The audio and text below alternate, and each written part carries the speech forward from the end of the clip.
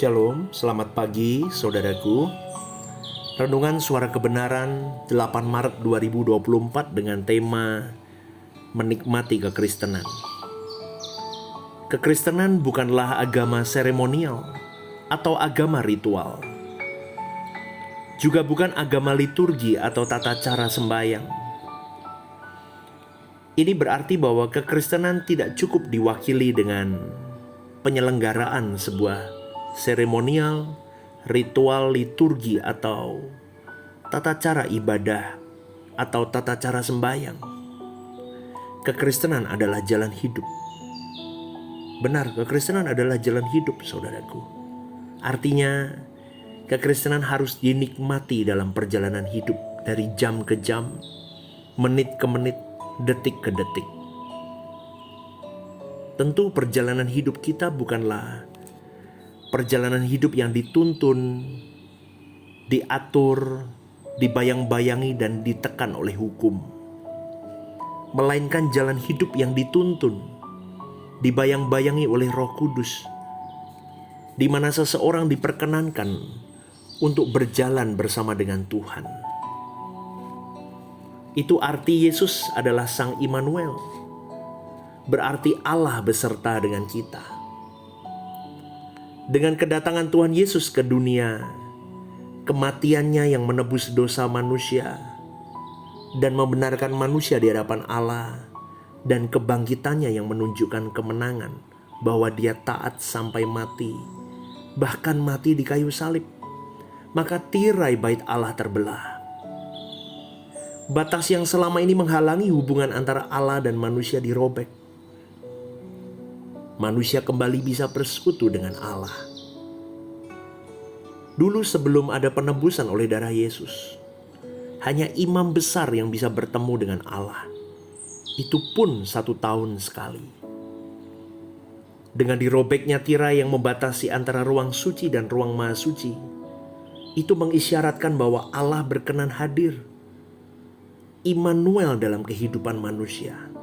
Maka manusia bisa berjalan dengan Tuhan. Itu kabar baik, saudaraku. Kita harus menyambut kabar baik itu dengan menerima, sehingga kita benar-benar mengalami. Bukan hanya teori atau penjelasan sistematika teologi yang mengisi pikiran kita, melainkan sebuah kenyataan yang dialami oleh setiap individu. Inilah yang menjadi pergumulan hidup kita, sekaligus menjadi kesukaan kita. Saudaraku, jangan menikmati kekristenan hanya di acara kebaktian. Jangan, saudaraku. Tetapi nikmati kekristenan dengan berjalan dan bersekutu dengan Tuhan. Dari detik ke detik hidupmu. Dari menit ke menit, jam ke jam, hari ke hari, bulan ke bulan, tahun ke tahun. Hari hidupmu bersama dengan Tuhan. Kalau kita mengingat perjalanan hidup yang telah kita jalani dalam tahun-tahun panjang dulu, mungkin ada penyesalan mengapa kita tidak sungguh-sungguh. Mengapa kita tidak benar-benar berjalan dengan Tuhan. Kekristenan dipahami di dalam nalar, dirumuskan dalam kognitif rasio, dan kita menikmati kekristenan di dalam kebaktian karena ada banyak kepentingan. Atau ada kepentingan kita di dalamnya. Namun sekarang seiring berjalannya waktu, lalu proses kehidupan yang Allah berkenan kita jalani, beserta belas kasihan Tuhan, maka kita mengerti bahwa Allah yang hidup, Allah yang maha tinggi, yang maha suci itu,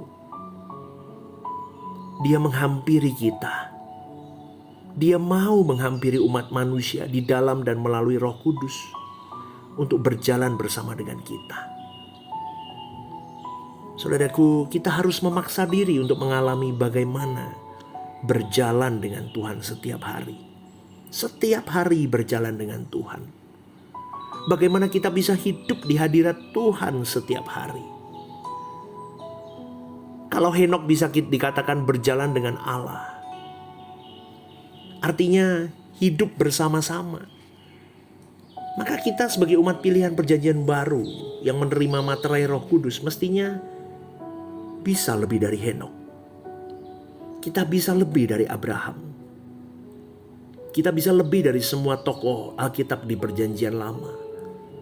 Karena kita hidup di dalam Perjanjian Baru yang memiliki fasilitas yang tidak dimiliki oleh tokoh-tokoh Alkitab di Perjanjian Lama, yaitu tuntunan Roh Kudus. Jadi kita akan menyesal, saudaraku, sangat menyesal kalau kita menyia-nyiakan kesempatan itu. Kesempatan untuk menemukan Tuhan, mencari Tuhan, mengalami Tuhan. Memang mencari Tuhan itu seperti mencari dan menemukan jarum di antara tumpukan jerami. Tetapi percayalah, sesuai yang dijanjikan Tuhan dan Dia tidak berdusta, Dia pasti penuhi. Yaitu Dia berkata begini, carilah aku, maka aku akan membuat engkau menemukan aku. Carilah aku, maka kamu akan mendapatkan.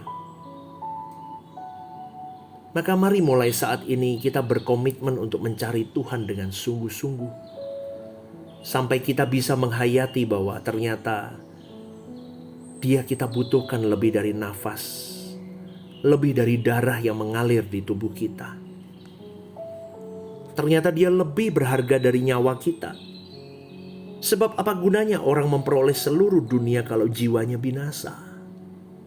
Ingat saudaraku, jika kita berharga lebih dari seluruh kekayaan dunia ini, kita more than everything di mata Tuhan. Jika kita menghayati hal itu, maka kita juga bisa mengerti betapa berharganya Tuhan bagi kita. Maka sekali lagi saya mau mengingatkan, jangan anggap remeh Tuhan, saudaraku. Jangan pandang Dia murahan, saudaraku. Dia lebih berharga dari nyawa kita.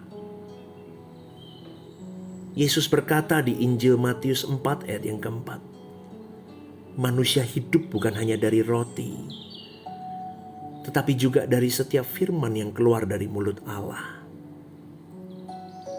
Firman itu dalam teks aslinya adalah rema, saudaraku, perkataan Allah atau suara Allah.